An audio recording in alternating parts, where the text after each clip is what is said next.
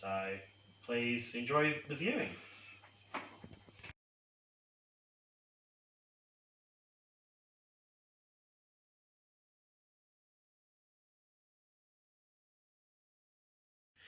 Okay, the next step in removing the old CV is to remove the brake caliper,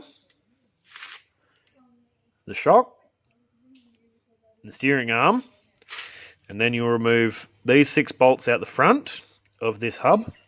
That will slide out, and then there is a circlip inside behind this on the front of the CV.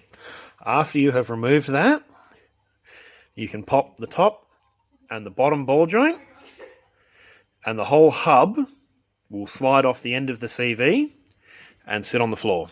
You don't need to touch the wheel bearings. Okay, welcome back. So we've taken the hub off. If you're having problems with the lower ball joint separating, you can undo the 4 bolts that hold the plate and the ball joint in.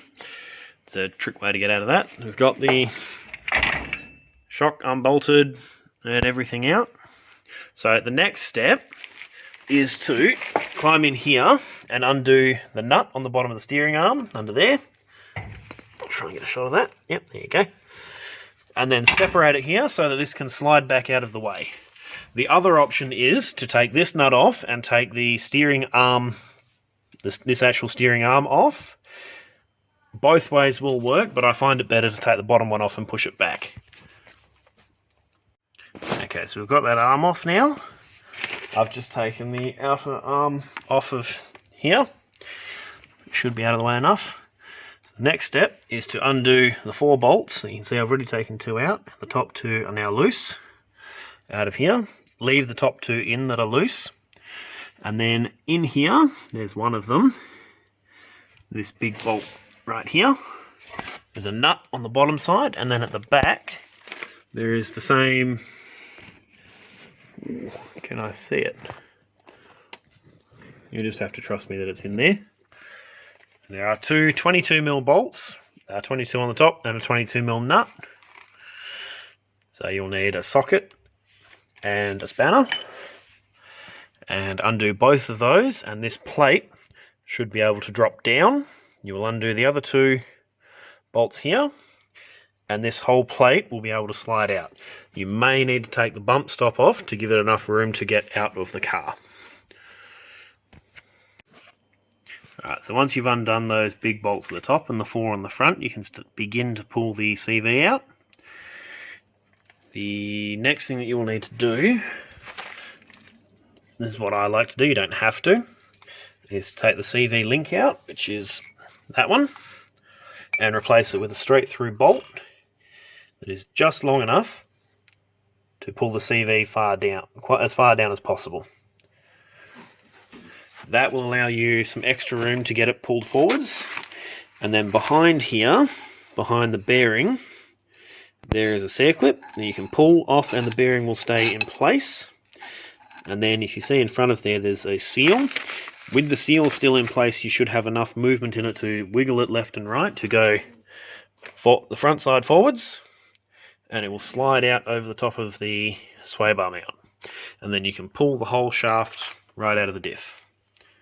Okay, so once you get it out of the car, you'll be able to pull out this second circlip and the axle seal, and then this main plate will slide off the shaft. For reassembly, slide on the main plate, make sure you get it the right way around. This, you can obviously see that this is the side that bolts to the diff.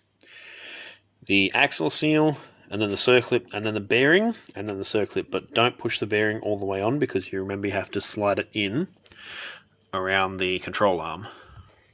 Okay, next day here, got a new seal, got all of this put back together with all the circlips in place, bearings in place.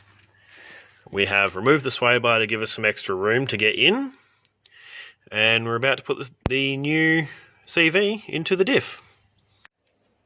So, now we install the CV back into the diff. So, it can be a little bit tricky getting in and around the CV. Frame still, so we'll come back once we're in. Alright, so now that you've got the 4 bolts back into the diff plate and the diff is bolted back the CV is bolted back to the diff. You can now put the large bolts back into this main plate that hold the diff up.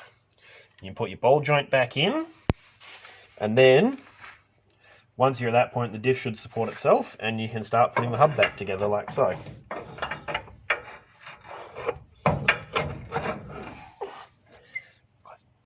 Okay, so now that you've got the top and bottom bolt in, I've sort of finished tightening this one up, so don't panic.